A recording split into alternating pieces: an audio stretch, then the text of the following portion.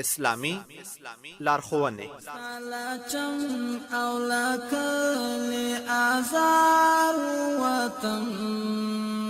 دا اغزایو علومو پرلار وطن.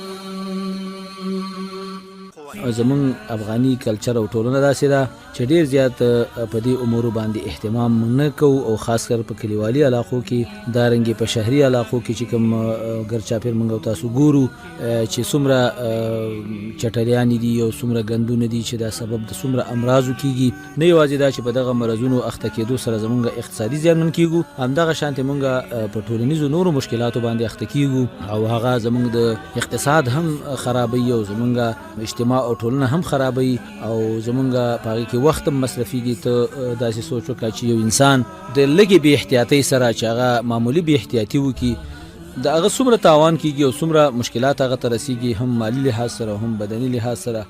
مثلا یو سړی دی په لاره کې کیله خوري او د کیلې پوستکی وغورځو سړک ته، نه یوازې دا چې د خپل سړک ګنده ک بلکې د یو مسلمان د غټ خطر سره مخ ک کېدې شي په دغه باندې د مسلمان مثلا قدم برابر شي او هغه اوخويږي او په دې سړک باندې سر ولګيږي او د مرګ باعث شي، د زخم باعث شي.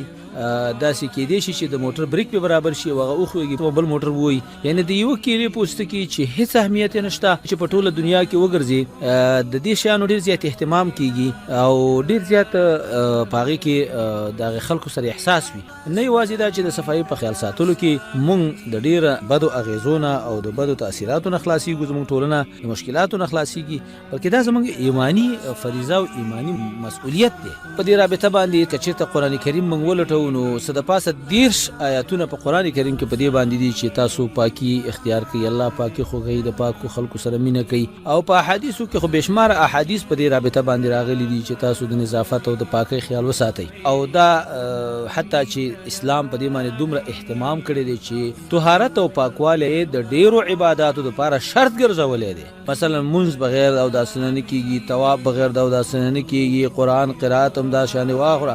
دارنګ مسلمان چې کله طاهر او پاک په اوداسه باندې وي نو د جسم او بدن او جامه یعنی د مانزه د لپاره د دې ضرورت دی چې ستابه جامه پاکي، ستابه بدن پاکي، په کوم ځای کې چې د منځ کې هغه پاکي. نو دا ټول هغه سدي چې مسلمان ته د دې کارونو په کولو کې یو پاکواله او نظافت په لاس باندې ورځي. حتی چې رسول الله صلی الله علیه وسلم ته او د اسماتي په وخت کې هغه څاڅ کې چې انسان دغه نظام نه ساتي هغه سبب د عذاب قبر خودلې دی.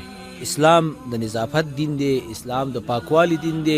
اسلام په نظافت او پاکوالی باندې دومره ترکیز کړی دی چې د اسلام د اخلاقونه او د عظیم آدابونه ګرځولې دي او دا یو داسې عبادت ګرځولې دي چې هغه واجب ګرځولې دي په شریعت کې چې هم بدی ظاهری بدن پاکي او بدی باطن کې عقیده پاکي. نو پاکواله هم باطنن مطلوب دی هم ظاهرن مطلوب دی. او د دې وجنه چې طهارت د انسان کاغه وړو کې طهارت دی او کاغه طهارت دی د په عبادتو کې مطلوب دی. او بلکې رسول الله صلی الله علیه وسلم پاکواله د ایمان نه جز ګرځولې دی. الطهور شطر الایمان او دای سبب د محبت دایمي د الله ګرځولې دی. ان الله يحب التوابين ويحب المتطهرين او بل ځکه وي والله يحب المطهرين. سوره توبه کې وي الله ورسره مینه کوي، الله خو خي یو نه یوازې دا چې فطرت سلیم د انسان هغه فطرت چې په کوم سلیم فطرت پیدا دی هغه کې دا اچول شوی دا چې انسان خيسته مظهر خو خي، خيسته ناسته پاسته، خيسته بدن، خيسته جامې، خيسته ماحول خو خي. دا د انسان په فطرت کې دي. چټلی بویونه دارنګ ګډوډه بے نظمی دا د انسان فطرت نه خوخی.